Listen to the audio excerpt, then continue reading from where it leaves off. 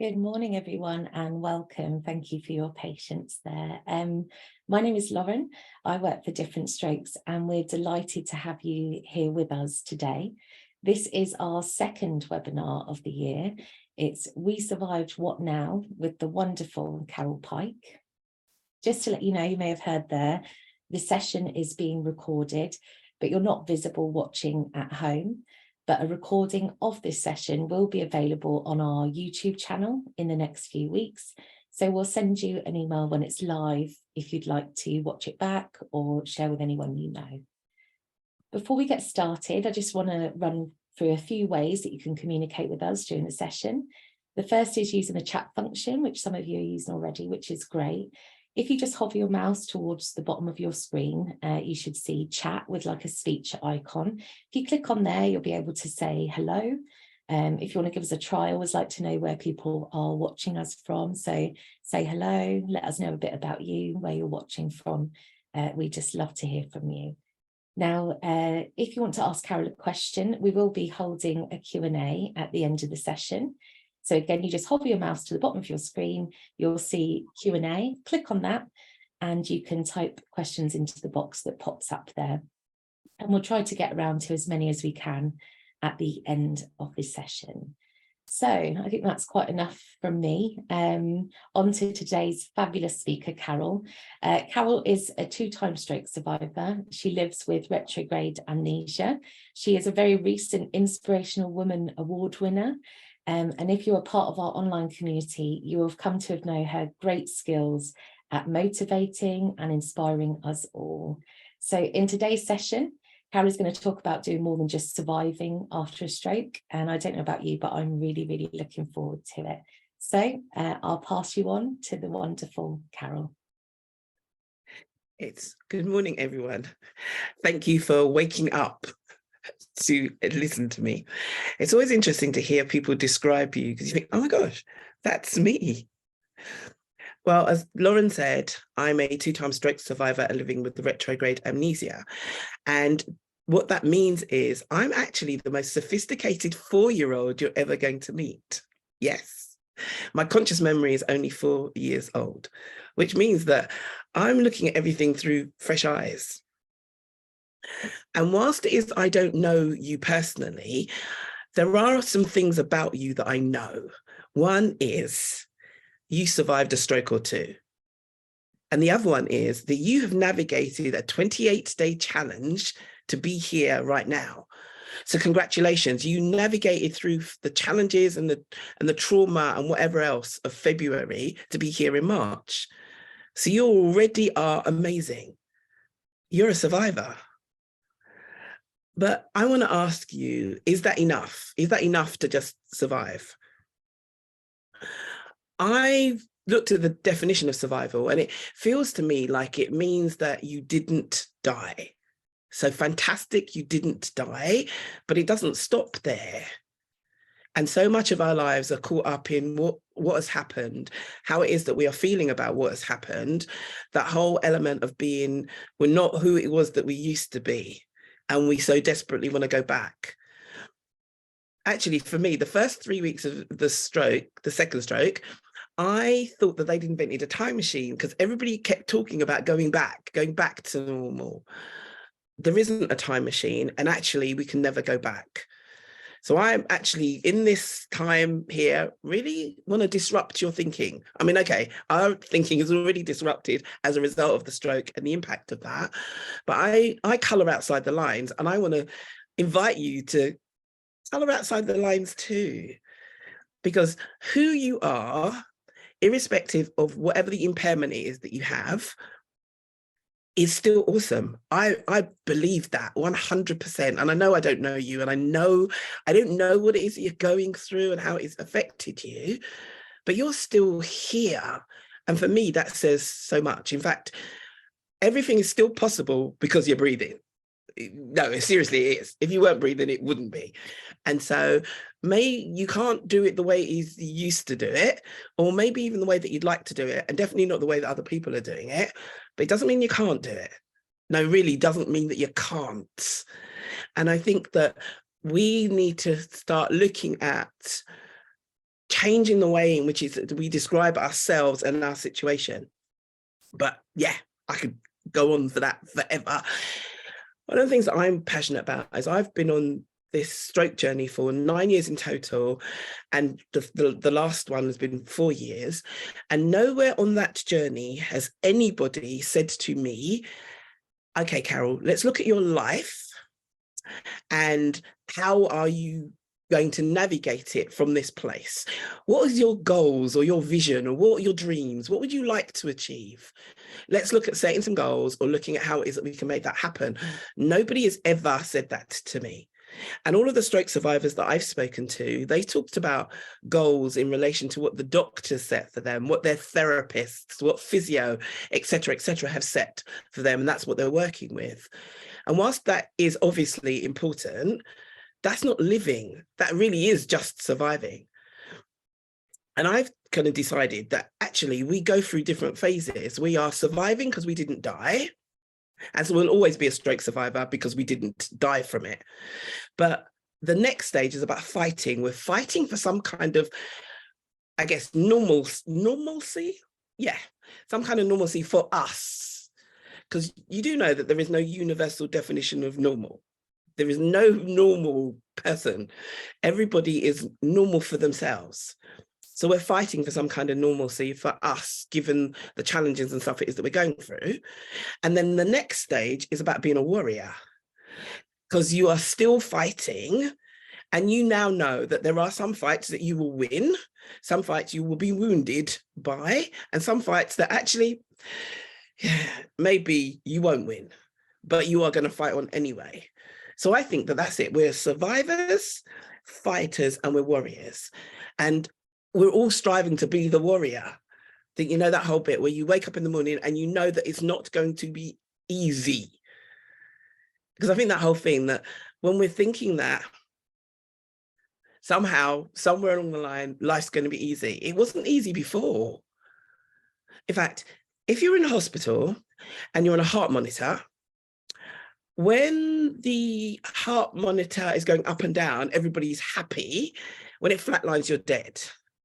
Right, I just want to say to you that you've left hospital, you're in the world outside, life is going up and down.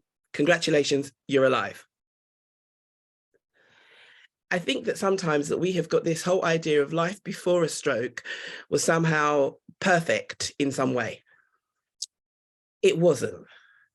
And even if that everything was functioning correctly, that, you know, everything was in alignment and everything was wonderful, we would still have challenges. There would still be obstacles in the way, things to overcome. It would still be there. It would be different. So in that respect, we're not living life any differently than we would have lived it before. We just have bigger challenges, bigger mountains to climb. And so the title of today is You Survived, What Now?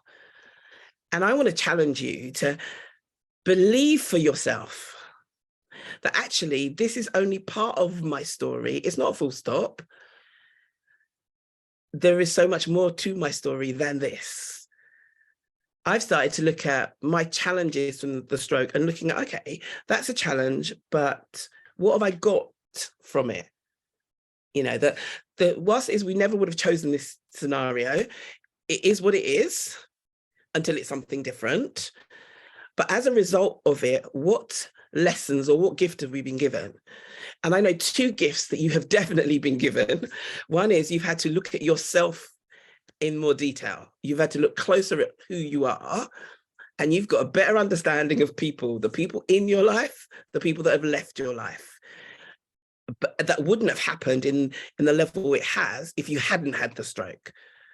And I'm not saying that the stroke was a good thing, but I'm always looking for the silver lining in it. In fact, when I was diagnosed with a second stroke in hospital, I remembered something and I looked it up on Google and I said to the doctor, oh my gosh, I'm in the top set. I'm in the top percentile, because only 15% of all strokes are bleeds. And he just looked at me and said, Carole, nobody thinks like that, which probably sums me up. But it was that whole need to find something in the midst of the worst time of my life. So I want to say to you, let's look at you. Let's look at ourselves. Let's look at who we think we are as a result of what's happened to us. And I went swimming and I was taking a picture of myself in the mirror. Don't ask me why. I've had a stroke. It doesn't need to make any sense. But the mirror was dirty. And I suddenly thought, oh my gosh, we look at ourselves through a dirty mirror, through the trials, through the trauma, through the challenges. We've written all of those things on the mirror, and that's now how it is that we see ourselves. So I want to suggest to you to do what I'm calling a dirty mirror exercise. And it's all about just recognizing who you are and to write on a piece of paper all of the words that you would use to describe yourself now in this stroke, post-stroke space. And generally the words that we are using are not kind of edifying words. They're not the kind of words that would build us up. Try that exercise for yourself, because what we need to do, and I say we because I'm including myself in this, is to replace those words with other words, and not words just for the sake of them, but the words that actually are true. I've got this kind of whole concept of the facts are, and list those, and the truth is, because the facts and the truth aren't necessarily the same thing. Because I will tell you now that you have got persistence, determination, resilience, because you are here and you keep moving. And not only are you here, you're here on this webinar. You're listening to this, which says so much about you and so much about the grit that's on the inside of you. I know that a tea bag doesn't know its strength until it's in hot water. And post-stroke, having a stroke, we are in some seriously hot water, but you keep going. You keep going in the face of the people that have listened to you and not listening to you, the people that have come into your life that have left your life. You might be on your own. You are still moving. That says so much. And as I said before, it says that so much is possible, but we have to do something. And when I say do something, because you might say, well, I'm in my bed, Carole, I can't move, you know, I've got kind of whatever that's going on for you. I can't speak, I can't do any of those things. They are real for you. And I would never belittle anything that you're going through, because I'm dealing with stuff every single day of my life also. But what I am saying, that even from that place, yes, you can. You're going to do it differently, but yes, you can. But it's that first thing of actually taking a good look at yourself and actually look at who's looking back. I'm convinced that we're all awesome. We've just got different flavors, and you need to find yours. In fact, there's a word that I love, and it's called flawsome. And I think that's awesome with flavor. Yay. And if there's one thing that a stroke has given us, is a whole heap of flavor. You know, that whole thing that we think differently, we express ourselves in different ways. People don't necessarily understand, get it, but that's who it is that we are. And as I've walked through this journey, sometimes walking, sometimes not so much, I've realized that we are really caught up in how it is that people see us, what it is that people think about us. And when it is that whole impairment, it's almost like we are broken and therefore we don't fit. But I love the fact that in Japan, I think it's Japan, that if they have a broken vase and they put the vase back together, they put gold on the outside of the cracks, just to show that it has been broken, but actually there is some kind of restoration. And I feel like that for us, that yes, there is impairment, but actually let's wear those scars boldly, because we keep getting up, that we keep taking one step at a time. And actually, the navigation through life can only be one step at a time. Even Usain Bolt, who runs at lightning speed, can only ever do it one step at a time. So if today all you can take is one step, that's enough. And if tomorrow you can't take a step, that's cool. You can take a next step the next day.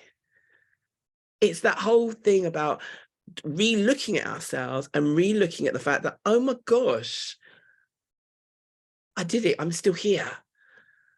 You might even have gotten up and had a wash today. Congratulations, well done. Because I know that there's some days when we're all friends here, so I can say this, that I don't bother. I don't bother to get up. I don't bother to have a wash. I don't bother to eat. But I know that that's okay, because that's not where I live. And I think that's the kind of whole thing of us determining, where do we live? So the whole dirty mirror, the words that you are using to describe you, and then start to look at what it is you have overcome, what it is that you are able to do, whether it is blink your eyes, move your toes, you can do something. So own it and know that you are enough as you are. You are differently abled. You're not disabled. You're differently abled. And I've got this whole thing now. I want to go to Dubai, because it sounds like a really exotic place to be, but they have really taken on the whole disability thing. And since 2015, they've been looking at how to make things more accessible for people with disabilities. So much so that they have changed the terminology. They do not refer to people with disabilities. They refer to people of determination. Yeah, you heard me. People of determination. And I want to say to you, that's exactly who you are, a person of determination. And you need to own that and embrace it, because that's a game changer for you. And all of this is about you. It's not about anybody else. It's about you. People of determination. Right. The reality of the stroke is that someone has died for you, and I'm condolences to anybody that's actually had people in their lives that have died. But if you think about the person of yesterday that you were has died, they aren't coming back. We talk about recovery, and that word is used a lot. And I looked up the definition of recovery, and it's going back to a state of normal kind of thing. And the reality is you're never going to be the person you were yesterday. But in real terms, without the stroke, you were never going to be the person you were yesterday anyway, because of the experiences you had yesterday change who you are today, because you are wiser, you are richer, etc., etc. But you have to look at how to say goodbye to the person of yesterday, and not from a doom is gloom kind of the space. It's actually that person brought you to this point here. Because of who they were, you are still able to show up today. And so that's great. But if all you are doing is looking to try and get back to that person, you are in lots of ways kind of not embracing your life moving forward fully. I think that so much of the language of the world is backward language. We talk about going back to. You can't go back. You can only go forward. And I want to challenge you to look forward by letting go of the person that you were yesterday. And I know that's easy for me to say, like, seriously, how, yeah, really? Because that person, I don't know, could kick a football around and I am not able to do that now. Yeah, I hear that. And I want you to know that everything I'm saying out of love. And I'm also not saying it from a place where I'm not at. So it's not like, oh yeah, this happened to me a few years ago and now I'm this super something. No, I am living this every single day of my life. I also forgot to tell you, I've got facial blindness and cognitive impairment. So processing is like, ugh. So I'm challenged every day. So I'm coming from a place of, okay, this shit is hard. Yeah, I did say that word. I believe in God. And it's kind of interesting because I said that word a lot after the first stroke.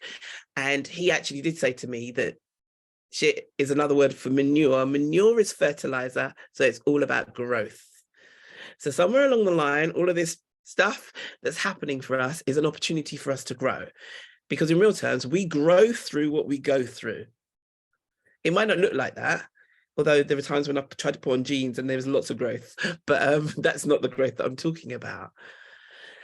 But it is time for you to acknowledge that actually that person is no longer here. And it's not from a negative place, because I think that's when we say things like that, we think, oh, that's kind of being really negative. No, I'm saying that to free you to move forward.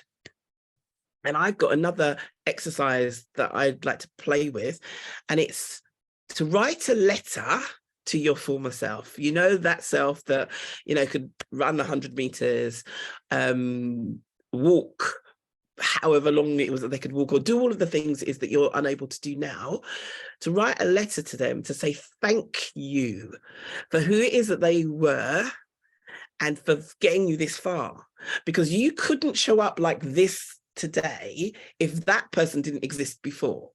Like, I can only show up like this because that me happened before, that gave me the strength, the courage, the boldness, all of those things to show up like this now. And I had to work that out. And it's like, oh my gosh, I couldn't actually be this if this didn't already exist. And so I want to encourage you to acknowledge who you were. So I'm never telling you that that wasn't important or significant or even important to you now, but you need to find a way to say goodbye, because that person brought you to this point, but that person is not going to be able to move you forward. You can. So your past determines your present, but it doesn't determine the future. You do. So the first place is about just acknowledging where it is that you are, because whenever it is that we want to go somewhere, we can only do it from where it is that we are, not where we'd like to be, where we used to be, or where we could be. We can only do it from where it is that we are. And we don't have to like where we are. And I think that's the thing sometimes we get caught up in. I don't like it. You know, this hurts, or it's uncomfortable, or it's different from everybody else, or whatever. You don't have to like it. It just is. And I'm not saying that there isn't healing, and I'm not saying that you shouldn't work towards healing. That's not what it is I'm saying. I'm saying this is where it is that you are. How acknowledge it and own this space and move forward, because you can only move forward from here. It's a bit like me saying to you, right, oh, can you help me out? I've got some challenges, processing challenges and stuff, and I need to get to Birmingham. Can you map me out a course to get there? And you may think, okay, last time I saw Carole, yeah, she was in Victoria in London. Right, okay, so I'm going to map the course from there. Great. And you give it to me and it's fantastic. It will get me right where it is I need to get to. And it's got all of the bits that I need to do along the way. But I'm not leaving from Victoria, I'm leaving from my house. So it doesn't matter how great your directions are, I will never get to my destination. And so many of us are trying to use the map that somebody has given us without taking into consideration where we currently are. And that's how it is that you are feeling, what works, what doesn't work, where the challenges are, all of those things. Acknowledge those, because they are real for you. They don't have to be real for anybody else, because they are real for you. And that's you acknowledging that this is where it is I'm sitting. Like, I'm acknowledging the fact that, yeah, this is hard. There's stuff that is I want to do. I'm reading retention is a challenge. In fact, a real example is I was gifted, kind of, it feels like it was a gift, the opportunity to be a part-time visiting lecturer at Westminster University. Fantastic, an opportunity to talk and engage with people right up my street. But I have a challenge with reading and retention, a very real challenge that I didn't really acknowledge until it was I had papers to mark that I couldn't do. And I couldn't explain it to anybody. And just to say, I am no longer a part-time visiting lecturer. Yay! but I didn't acknowledge the level and the humongous challenge it was. So I didn't have the support or even the understanding from others. And so I'm saying this is really important for you to acknowledge and recognize where you are so that you can. Because I firmly believe that all of you, that yes, you can, because you're still breathing. Yeah, you can see that my measuring points, my yardsticks are very tiny. I'm still breathing, so it's still possible. But it's true. So it's looking at yourself and owning it, and owning just how amazing you are. And it isn't about other people thinking you are amazing. You need to think you're amazing, because the voice that you hear the most is your own. It isn't people saying, oh my gosh, aren't you wonderful? Or aren't you terrible? Or any of those things. It's your voice. And in fact, a boat doesn't sink in stormy weather. It only sinks when the stuff on the outside comes inside. And oftentimes our challenges are, we've got very real stroke challenges, but the bigger challenges are other people. And we've allowed other people's stuff to come in on the inside. Stop it. It's not your stuff. You've got enough stuff to deal with. Don't take on other people's stuff too, because that just becomes a heavier burden. Start to look at yourself and recognize the amazing person you are. And that's just because you survived. But there's so much more to you than just surviving. Okay, so you survived. We've kind of looked at ourselves and thought, do you know what? Yeah, actually, I'm pretty awesome.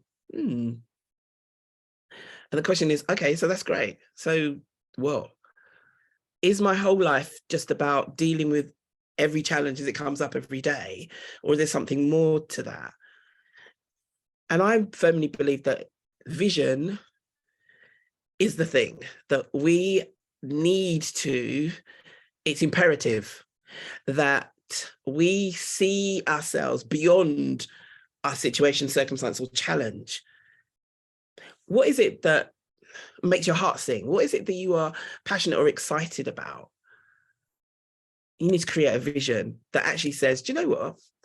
I would really love to, or this is where it is I want to go, or this is what it is I want to do, but have a vision. It's a bit like if you're going on holiday and it was a hot country, you'd have ideas of being on the beach or drinking whatever, or whatever was happening in that particular location. And that vision would help you to navigate challenges, because you know that, yeah, there's a light at the end of the tunnel. I think vision for our lives is like that. That if we had a strong enough vision, then when it is that we face the challenges that we do on a daily basis, it would give us more fuel to say, okay, right, I've got to take a deep breath. Okay, I need to lie down now. Yeah, I'm going to be in bed for the next couple of days. But you know what? I'm still wanting to achieve that. There's still that. Because even if you're unable to walk, speak, etc., it doesn't mean that you're not able to do the thing it is that you want to do. You just find a different way to do that. Like, I wanted to play tennis. Yeah. I'm not able to do able-bodied tennis. There is nothing, I still haven't kind of worked out how it is that you jump, or, I would not be able to do that. But that didn't mean that I couldn't play tennis. Because I remember that there was wheelchair tennis. Great. I have never been in a wheelchair. I have no idea how to maneuver one of those, but it's still possible. So I actually found a club that did wheelchair tennis, and they provided the wheelchair. Okay, it's probably more of a comedy sketch than actually me playing tennis, but I wanted to play tennis, and the only way for me to do it was in a wheelchair. And so I'm in a wheelchair on a tennis court with a tennis racket and balls. Yeah, results. And I'm saying this not to impress you, but really to impress upon you that actually stuff is possible. You just got to find a way. And yes, you can. And the thing is that I know I'm special, and that, yeah, there are times I've got special needs, but we won't talk about those. But I'm actually, we are more alike than we are different. I have found my something, I'm not even sure what it's to call it, but I found my thing. And you can find yours. And yours doesn't look like mine, but then it's not supposed to, because you don't look like me. That's the whole thing, that we are all individual people, and we have a gift to bring to the world. In fact, we are the gift that we bring to the world, just as we are. But we have to start thinking like that. And so much, it's interesting, isn't it, that a stroke is a brain injury and nobody actually talks about that, which is a whole nother conversation. But absolutely everything in our life and our way of navigating things is beginning with a thought. Like, we move in the direction of our strongest thoughts. And so often our strongest thought is, this is crap. I really wish that I could, but I can't, and it's terrible, and all of those kind of things. And that's just bringing more darkness into our lives, as opposed to looking for the light. And I guess that's probably it, isn't it? That we are in the tunnel, and we have to make decisions for ourselves, even with carers and loving family members. We need to make decisions for ourselves. And I'm so passionate about, how do we do this? How can we get the help and the support to do this? Because I love the whole idea that, you know, we've been given lemons and we need to squeeze the juice out of life, because we are still breathing. And so many of us will have known of people or have lost people in our lives, and they are no longer here, but we are. You know, and every day that I hear that somebody's had a stroke or kind of stuff, my heart really kind of like grieves for that, because I know that the challenges are great in terms of the impact of the stroke, but the fact that nobody is really helping with living life to your fullest. So I want to challenge you that you came on here for a reason. Whatever your reason happens to be, wherever it is that you are in your journey, I want to challenge you to look at ways to squeeze the juice out of life, to make every moment count. Because in real terms, life is a death sentence, because none of us get out of here alive. Yeah, sorry, spoiler alert. But between here and there, how are you going to live that? How? And that is in your hands. It's not in stroke hands. Stroke has taken so much away from you. Don't let it take it all. Because yes, you can. There are countless kind of stories. In fact, I would really love to create a book of stories of stroke survivors that have done things in spite of, or even because of, stuff that's happened. In fact, it's kind of interesting. I have these crazy memories. They're not quite memories, but these moments with flashbacks. And there's something called My Family and Other Animals that was a book that I did at school. I'm not sure exactly what it was about, but it just kind of feels like that's it, that my stroke and other strokes, or something along those lines. But those stories of people that are doing, or rather are being the best version of themselves. Forget about doing, because we're human beings, not human doings. But that whole thing, because yes, you can. If you want to set up a business, set one up. And it all kind of comes back to finding the support to help you to navigate the challenges, to finding the strategies to help you to do it. But it first has to begin with you. It's a bit like on the aeroplane, when it is that the whole oxygen mask thing comes down, and they say that you need to put the oxygen mask on yourself first before you put it on anybody else. And this is putting the oxygen mask on you, on actually looking at you. These are the challenges. This is my impairment. Right. How do I navigate that? What do I need to put in place? What kind of support do I need to help me to navigate that? Because you can. You know, that I amaze me. And for some of you who know me, yeah, I may amaze you too. Because on a daily basis, I am fighting for my life. just like we all are, and that there are challenges, huge challenges. But I decided that the only reason I'm not going to do something is because I don't want to do it. I am never going to use the stroke and the impairment as being the reason why not. And I want to just challenge you with your thinking that when you come up against an obstacle or a seemingly brick wall, it doesn't mean that you can't go forward. It might be that you need to go around it or actually dig a tunnel and go underneath it. But it's finding the thing to help you to do that. Finding the people to encourage you to do that.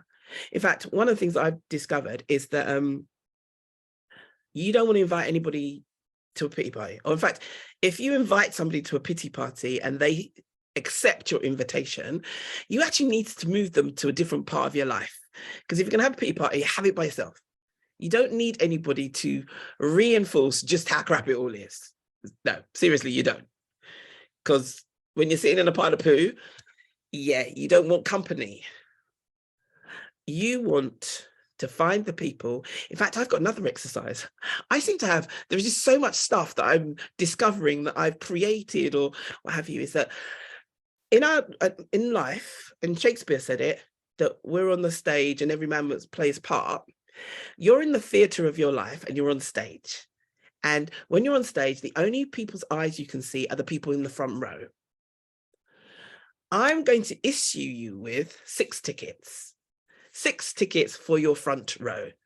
And those front row people are the people where there is no judgment, that you don't have to explain that actually this doesn't work or I feel like this. They're not waiting for an explanation before it is that they encourage you.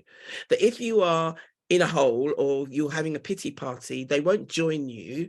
They will either kick your butt to get you out or put a helping hand to pull you out.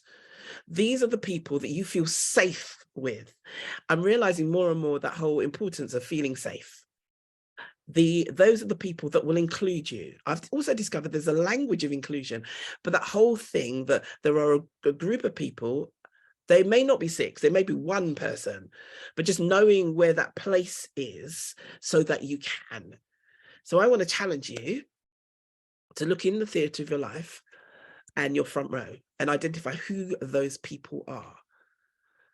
Because knowing them, it means that in those moments of uncertainty, overwhelm, frustration, anger, etc., you got a place to go.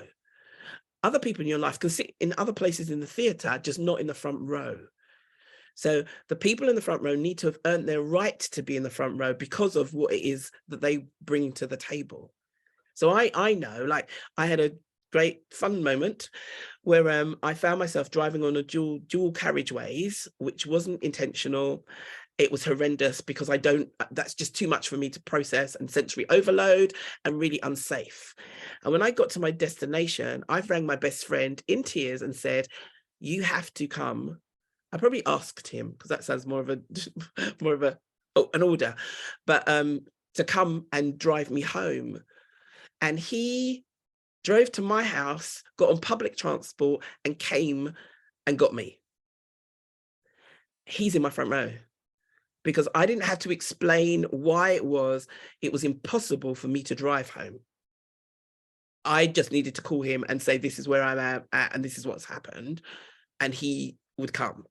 And I'm saying that because that's the kind of people to look for, to have in your front row. Because I'm going to say it again. Yes, you can. And it's now about widening your vision of yourself, because this isn't it. It really isn't. And I've decided that if we're going to call it stroke recovery, and there is no time frame to it, that your road to recovery, and we must find another word, but your road to recovery isn't the same as mine. And even somebody that's got the same kind of injury or same kind of challenges, it isn't the same. And so we need to look to ourselves for, okay, how am I going to navigate this? And I've decided that there's an ABC. A is about attitude. that you need to look at your attitude towards yourself, your situation, and moving forward, because attitude changes everything. You know, it's the perspective we look at the world. Like, this is, but I've got to take a deep breath and keep going. So it's that whole thing that, yes, the stroke shouldn't have happened, but you know what? It did. Yeah, I'm going to operate from this place. B is about belief. You have got to believe that there is a greater reason for you to be here, that there is more to your life than you've currently settled for. And I've got this really great quote, that belief is the DJ that gets the party started. Because if we don't believe, nothing changes.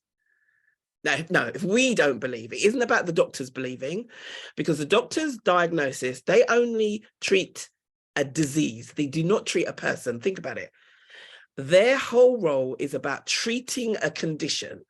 So they know about the condition based on what it is that they have learned and the people that they have met, but they don't know you. They don't know you about your determination. They don't know you that saying, do you know what? I'm going to get back up again. They don't know you. You do. And you have to believe that the you can. So A is about attitude, B is about belief, and C is about so many things. It's about clarity.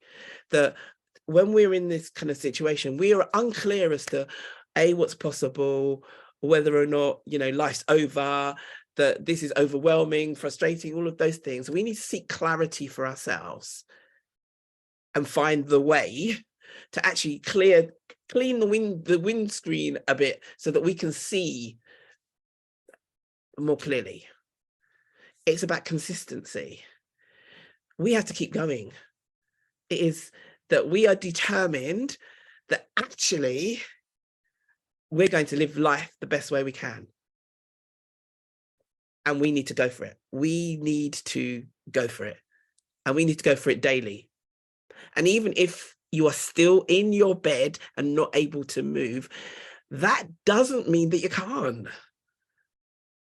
You can talk to people. If you are unable to talk, maybe you can write, or maybe you can just kind of like scroll, but you can do something, but you just have to decide what that something is.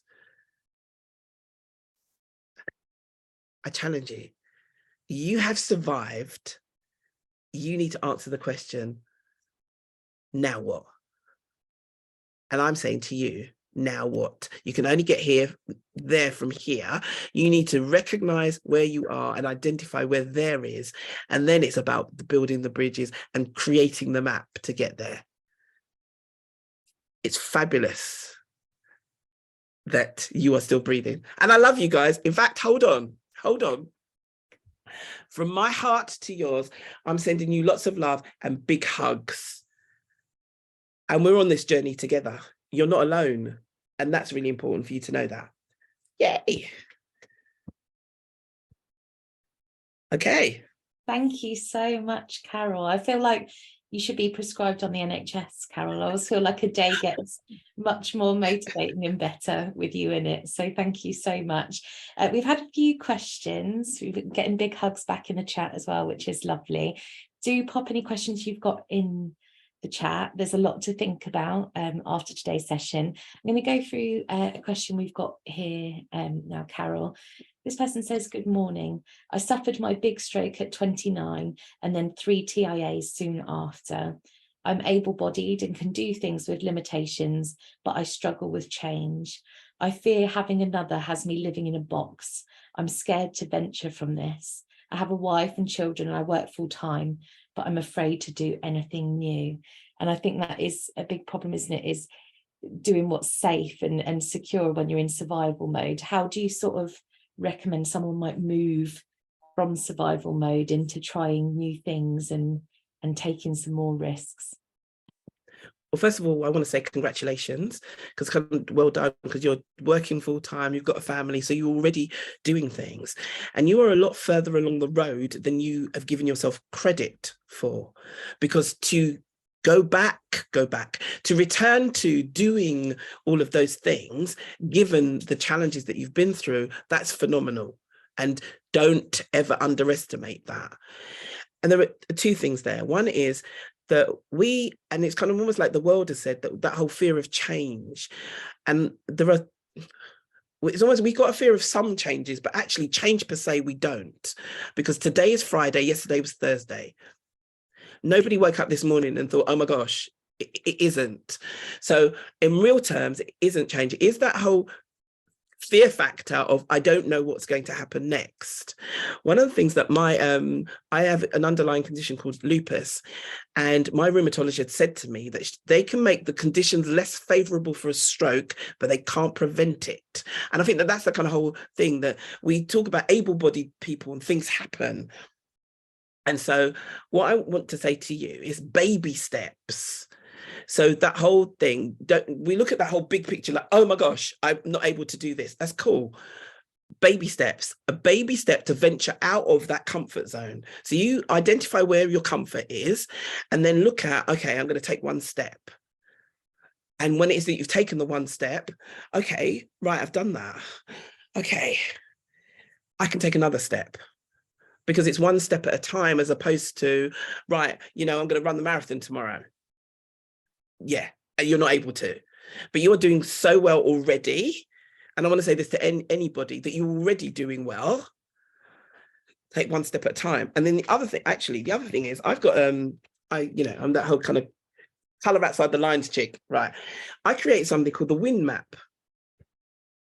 And WIN is an acronym, because I'm also the acronym queen, for winning inspirational narrative. And I don't think in a linear way. So writing things down was challenging for me. So I do mind mapping. And what I decided was that if I could write down my wins, because if you think of a jigsaw puzzle box, you've got the big picture on the box that you're trying to achieve. And then you open the box, and let's say it's 1,000-piece jigsaw. You've got 1,000 pieces. Each piece is significant to the big picture. And if every time it is you get one little piece, you get excited because it's actually the picture's starting to unfold. And I think wins are like that. And so start to record your wins, the things it is that you did, so that you have got something that you're looking back and thinking, oh my gosh, I did that. Wow. Okay. And I'll tell you this. Yeah. Okay. I did, this was my January. I've still got to finish my February, but I wrote things down on it, and it was just like, oh, wow. Oh, so you know what it is? You're thinking, oh, I can't do that, or I haven't done anything. You've got something to look back on. Yeah. That's great. Thank you so much, Carole. And I think it's so true what you say, trying to break it down, because it can feel quite overwhelming if that you don't know what that first step is. I think sometimes it's just taking a step in either direction. Another question is, you talked a bit about a bad day for you and what that looks like. Is there any sort of tips or coping mechanisms that you would recommend for a bad day? Would you say just let yourself have a bad day and don't feel guilty about it? Or, is there anything that you do that you think might help other people on those bad days? Well, the first thing is, I don't define good days and bad days, because I'm still trying to work out what they would actually look like, because I'm, that whole 4-year-old self, a day is 24 hours. So I have no real understanding how the whole of the 24 hours could be bad, or even the whole of the 24 hours could be good. And so I've reframed that. So I don't have good days or bad days. I have days, and each day I am grateful for. And I know that in the midst of a day, so for instance, I've got facial blindness. So my comfort zone is actually my bed. And the moment it is I leave my house, apparently lots of people know me. There are people that are going to greet me like warmly, and I have no idea who it is that they are. And I've got the whole memory thing. So I've quite literally never seen you before in my life. And in the first instances, that was really traumatic. And I was in tears a lot. And I've now come to the place where, okay, I don't know them. And that's likely to happen. So during the course of my day, something like that could happen, but I don't label the whole day as a bad day because that happened. And so it's that whole thing of changing the way you frame your day. Because for me, my basis of the potential, for great things is the fact that I am still breathing, and I believe in God. So God is still on the throne and I'm still breathing. Everything else is a bonus. So I'm already starting from a position of strength or fullness. as it were. And that, yes, yesterday I was in tears for a lot of yesterday, but that was that moment. It didn't mean that I didn't label the day. I just was in tears for a lot and went to bed. And so it's that whole thing about change the language that you are using for yourself to empower you. Because that's the whole thing, is that things like people refer to me as a motivational speaker. I'm sorry, I cannot motivate you to do anything. I can inspire you, encourage you, I can do all of those things, but you have to motivate you. You have to identify for yourself the language of motivation and the tools that motivate you. So you might like music. If that's the case, make yourself a motivational playlist that when it is that you're feeling overwhelmed, exhausted, whatever, that you can play that because it will lift you. If you need to color, walk in the park, walk the dog, something that will help you to navigate those moments in your day when it is more challenging than usual. Yeah. Great, thank you so much, Carole. We talked a bit when we were talking about putting this session together about sort of how people can keep that motivation or share that with the community after the talk. And so, you know, one of our thoughts is if you are thinking up your vision or you're starting to smash some of those goals that you set for yourself, is sharing that in the Facebook group with us, or, you know, getting in contact with the community. Because I think something that's great about that community on Facebook is people cheer for each other. So you kind of have to have that self-motivation, but actually sometimes you need that external person who's going to understand and say, I see you, you're working really hard, you're doing an amazing job. So yeah, definitely keep in touch with us after this session and let us know how you're getting on. Carole, have you got sort of any final thoughts or anything that you want to kind of leave people with this morning? I think, thanks for reminding me of that, is that you have got an enormous amount of cheerleaders that are just there wanting to cheer you on. And don't be afraid to share your low points. Actually, let's call them, rather than good days and bad days, let's call them low points and high points. That don't be afraid to share either of those. Just share them and people will encourage you. If you need a hug, and you might have noticed there are times when I ask for a hug, I need a hug. You need a hug, then ask for one. And share your wins so that we can all like get pom-poms and cheer you on, because also by sharing your wins, you'll encourage other people. Like people have said to me that watching me has encouraged them to take another step forward. And, you know, just that whole thing that you don't know the impact that you will have on other people. And what it is that we're going to do, and we're still kind of playing with it, just if you would like, we will send you some stuff around the exercises that I suggested, just to kind of to help to kind of get you focused, because I think that that's the thing, is a kind of a focus of some kind to help you to just kind of keep going. And I'm on the DS group, so if you want to reach out to me, then reach out, you know. Yeah. Brilliant. Thank you, Carole. We've got one last question, loads of really lovely comments in the chat for you to read. We will, so in the next few weeks, me and Carole are going to put together a few documents that might help you with goal planning. It might be, I know we've been working on Carole's dirty mirror task, a way for you to look at how you're viewing yourself since stroke. So we will send those in the next couple of weeks. We'll send you some stuff to kind of support you working on what we've talked about. One last question in the chat has come up. Good morning. One last question. What exactly is the win map?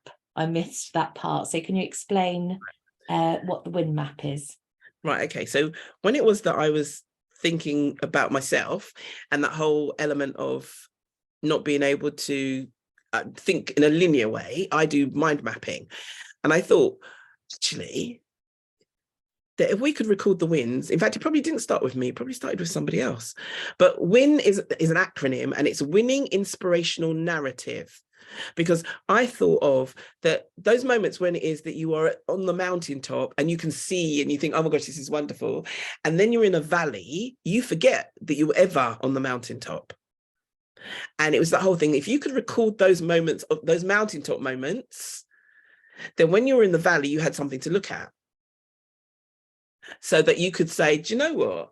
I thought I couldn't, but look what I have done. Like, oh, yeah.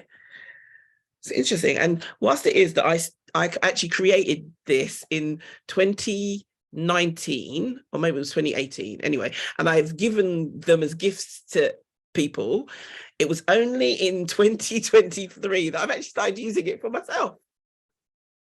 But it's that whole idea that, oh my gosh, that January wasn't a bad month, but what, yeah, I mean that whole bad thing.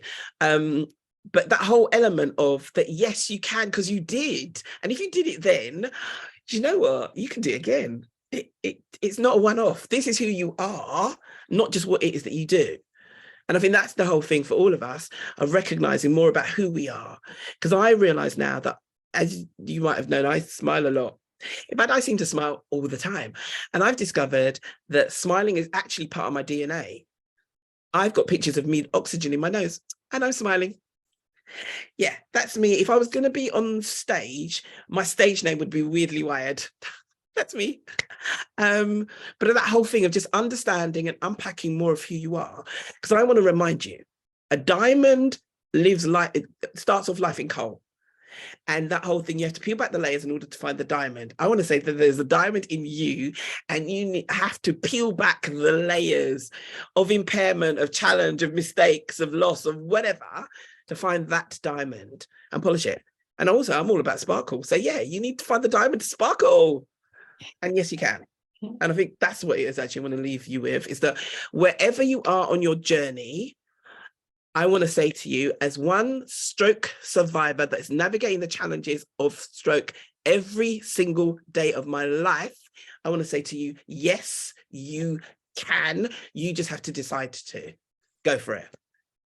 Thank you, lovely Carole. And everyone, some great comments here saying you've motivated me to sparkle today, Carole. You're filling up people's battery, having a positive impact on everyone. So just thank you so, so much. Someone said, you've really sparkled today, Carole. And I have to say, every time I see you, you are sparkling. So thank you so much for spending time with us today, for motivating the community. It's been great to have you. Thank you so much for everyone who came along and contributed into the Q&A. Someone has just asked quickly before we go, where is your hug pillow from, Carole? Oh, actually, I don't know. I'll have to get back to you on that one. You have to let us know on the Facebook group. Yeah. It's lovely though.